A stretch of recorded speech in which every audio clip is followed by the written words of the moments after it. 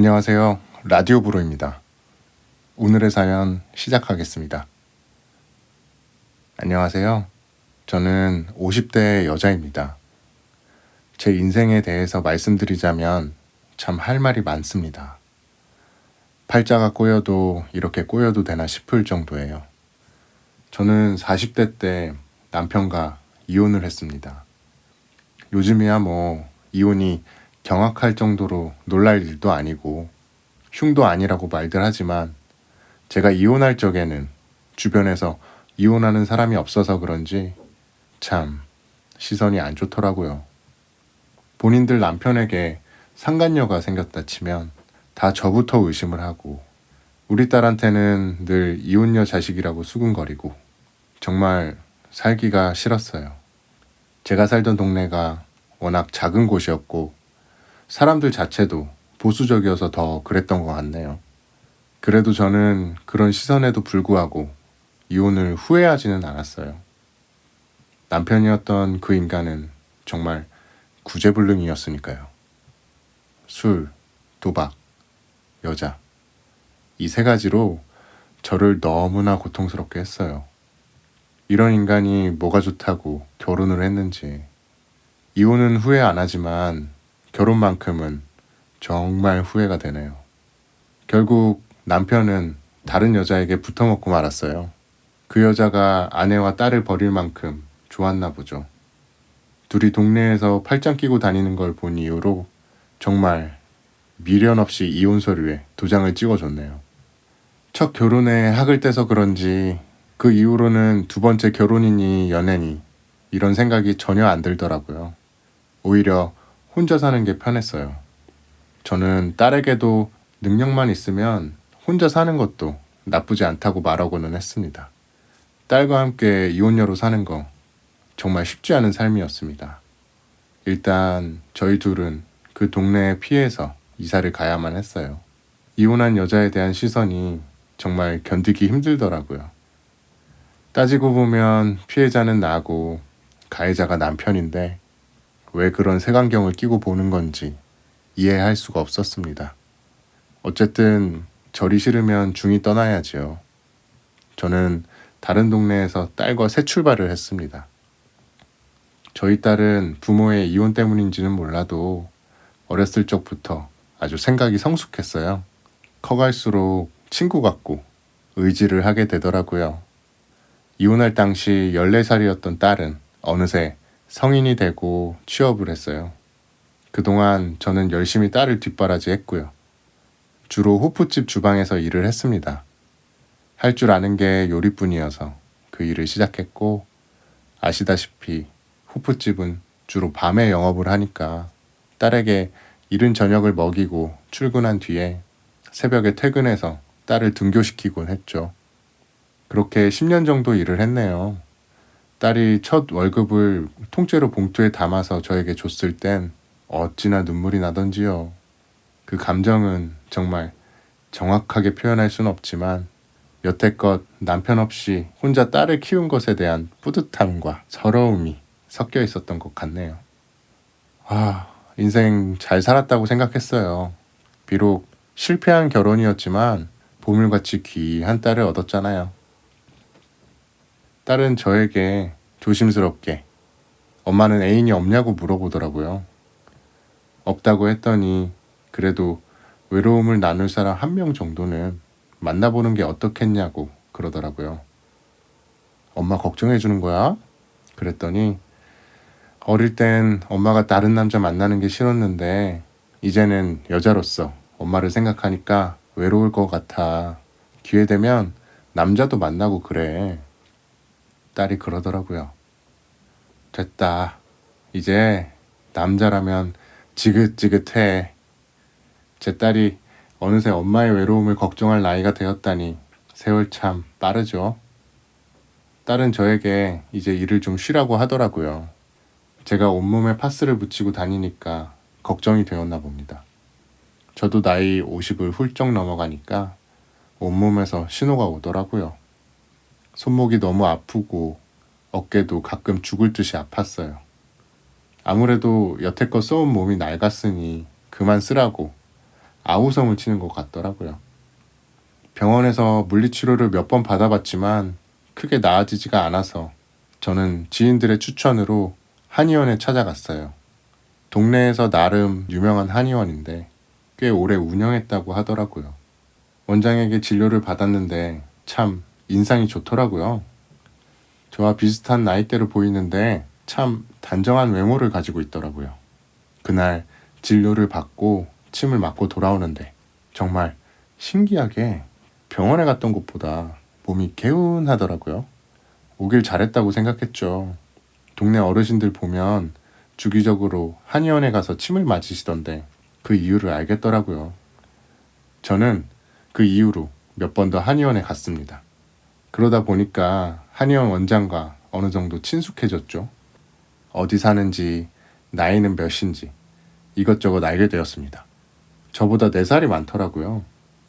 어느 날 원장은 진료를 마치고 저에게 단골이니까 체질을 점검해 주겠다면서 이것저것 물어보더라고요.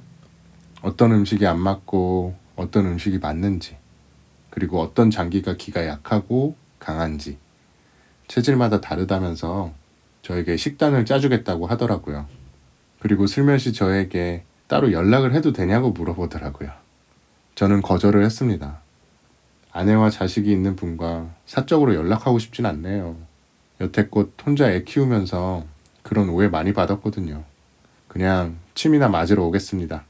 라고 했더니 저도 혼자입니다. 이혼한 지 꽤 됐고요. 조금 의외였어요.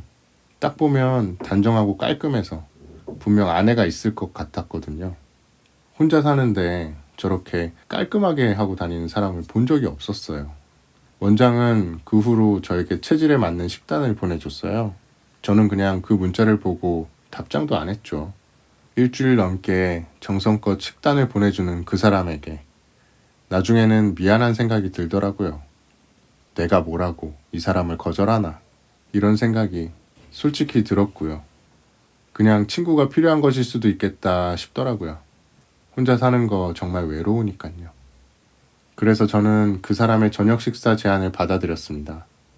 동네에 친구가 있으니까 좋더라고요. 여태껏 저는 사람들과 잘 어울리지 못했어요. 일하는 시간대도 안 맞을 뿐더러 저의 상황 때문인지 몰라도 저 스스로 관계를 피하고 있었어요. 오랜만에 사람과 이야기하면서 배를 잡고 웃었네요. 이게 정말 얼마만인지 생각보다 저랑 잘 통하더라고요. 그리고 이혼을 했다는 공통점이 있으니까 서로를 잘 위로하게 되더라고요. 그 남자는 아내와 7년 전에 이혼을 했다고 하더라고요. 성격 차이라고 하대요. 하지만 이혼한 사람은 알잖아요. 성격 차이라는 건 두리뭉실한 핑계일 뿐이라는 건요. 분명 무슨 이유가 있을 것 같았지만 자세히 물어보진 않았어요. 어찌됐든 이런 좋은 사람과 왜 이혼을 했을까, 이런 의문은 들더라고요. 이 남자는 저희 전 남편과는 완전 상극이었어요. 술도 안 마시고 자상하고 계획적이고, 그런 부분들을 보면서 이 남자에게 더욱 호감을 느꼈던 것 같아요. 사람 마음이라는 게 이렇게 쉽게 이끌려도 되나 싶을 정도였죠. 그렇게 친구처럼 쭉 만나다가 어느 날 딸에게 들키고야 말았어요. 제가 전화하는 걸 딸이 듣고는 바로 애인 생겼냐고 묻더라고요. 저는 그냥 친구라는 식으로 대답을 했어요. 조금 민망하더라고요. 예전엔 남자라면 지긋지긋하다고 큰 소리를 쳤는데 말이죠. 딸은 진심으로 저를 축하해줬어요. 그리고 나중에 한번 소개시켜달라고까지 하더라고요. 저는 그것까지는 좀 아닌 것 같아서 대충 둘러댔어요. 저희는 같은 동네에 살아서 거의 매일 만나다시피 했어요. 저는 어차피 진료를 받으러 한의원에 가야 했고, 가서 같이 점심을 먹거나 진료가 끝나면 같이 저녁을 먹거나 했어요. 그 사람 집에 한번 가봤는데 어찌나 깔끔하게 잘 해놓았던지. 사실은 그 사람 집에 가기 전까지만 해도 이 사람이 아내가 있는데 나한테 거짓말을 했을 수도 있겠다 싶었는데, 직접 집에 가보니까 정말 혼자 살고 있더라고요. 빨래도 잘 정돈해놓고 청소기도 매일 민다고 하더라고요. 저보다 더 깔끔한 것 같더라고요. 그리고 저에게 요리를 해주는데 정말 기가 막혔습니다. 생전 처음 듣는 스페인 음식이라면서 볶음밥 같은 걸 해주는데 맛있더라고요. 와, 이런 걸 어디서 배웠냐고 물었더니 요새는 핸드폰으로 검색하면 다 나온다고 하더라고요. 평생 내가 직접 요리해 먹기만 해서 그런지 남의 요리를 정성껏 해주니까 감동이더라고요. 그것도 남자가요. 저는 이 남자의 섬세함에 점점 빠져들었어요. 한편으로는 서럽더라고요. 이런 연애질을 50대 중반에 시작한 게 너무 아쉽고 청춘이 아까워서요. 그렇게 1년을 쭉 만났어요. 이제는 서로에 대해서 거의 다 안다는 생각이 들더라고요. 1년 정도 지나니까 정말 정이 많이 들었어요. 사실 사람을 만날 때 조심하고 만나는 편이라 저는 절대 이 남자에게 빠져들지 않을 거라고 생각했는데 저도 모르게 이 사람에게 질투도 하고 그러더라고요. 저도 제가 모르는 모습을 연애하면서 많이 발견을 했네요. 결국 전 그 남자와 함께 제 딸을 만났습니다. 식사를 같이 하면서 이런저런 이야기를 나눴는데 딸이 그 사람을 정말 좋아하더라고요. 다행이었죠. 딸은 집에 돌아와서도 그 아저씨 좋은 사람 같으니까 계속 만나보라고 하더라고요. 드디어 엄마가 외롭지 않게 돼서 다행이라며 좋아하는 딸의 모습을 보니까 저도 기분이 좋았습니다. 딸 또한 아빠 없이 산 세월 원망도 많이 했을 텐데 구김살 하나 없이 잘 자라줘서 어찌나 고맙던지요. 그러던 어느 날이었어요. 제 생일날 그 남자는 저녁 식사로 좋은 식당을 예약해놨더라고요. 이게 무슨 일인가 싶었는데 저에게 진지하게 이야기를 했습니다. 앞으로 인생을 함께하고 싶다고요. 저는 그 말을 듣자마자 눈물을 흘렸네요. 그동안 제가 살아온 삶이 주마등처럼 머리 위로 스쳐 지나가더라고요. 이렇게 좋은 사람을 만나서 좋은 대접을 받는 게 꿈만 같았어요. 사실 여태껏 내 주제에 무슨 사랑이냐라는 생각을 많이 했거든요. 하지만 그 남자를 만나고 나서부터는 저는 충분히 사랑받을 수 있는 사람이라는 걸 깨닫게 됐어요. 그것만으로 그 사람에게 너무 감사하더라고요. 그리고 그날 밤 저희는 그 남자 집에서 하룻밤을 보내게 됐습니다. 사실 그 전까지는 그런 관계가 아니었죠. 저는 그 남자에게 푹 빠져버린 상태여서 그날 헤어지고 싶지 않더라고요. 저희는 서로를 정말 애틋하게 바라봤습니다. 그런데 저는 그 남자의 모습을 보고 얼어붙어 버렸습니다. 그날이 바로 그 남자와의 마지막 밤이었네요. 저는 그 남자가 바지를 벗는 순간 발목에 있는 무언가를 보고야 말았습니다. 바로 전자발찌였어요. 그것을 실제로 본 건 처음이었어요. 평소에 시사 프로를 보면 전자발찌에 대해서 이야기를 많이 해서 익히 알고는 있었어요. 제가 알기로는 전자발찌라는 거 성범죄자들이 차고 다니는 것이었어요. 그렇다면 내가 만났던 이 사람이 그런 전과가 있는 사람인가 싶더라고요. 머리가 복잡했습니다. 저는 그걸 보고 표정이 굳은 채 가만히 앉아 있었어요. 남자는 저의 표정을 읽더니 다시 바지를 입고서는 제 옆에 앉더라고요. 많이 놀랐냐고 하더라고요. 그래서 그럼 놀라지 안 놀라겠냐고 뭐라고 했어요. 어떻게 이걸 말 안 할 수가 있냐면서요. 그 남자는 자기 말 좀 들어달랍니다. 전자발찌를 차게 된 계기에 대해서 남자는 말해줬습니다. 들으면서 자연스럽게 아내와 이혼을 하게 된 이유도 듣게 됐죠.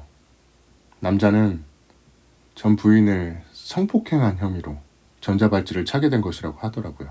그것도 한 번이 아니라 여러 번을 그랬다고 합니다. 남자 말로는 아내를 사랑했고 고의가 아니었다고 하는데 사실 전자발찌를 찰 정도면 혐의가 어느 정도 인정이 된 거잖아요. 저는 기가 막혔습니다. 그 이후로 전 아내가 살고 있는 동네에 접근을 할 수 없다고 합니다. 그러고 보니까 이 남자가 여행을 잘 안 간다고 했던 말이 떠오르더라고요. 다 이유가 있었네요. 다른 범죄도 아니고 성범죄니까 더욱 혼란스러워졌어요.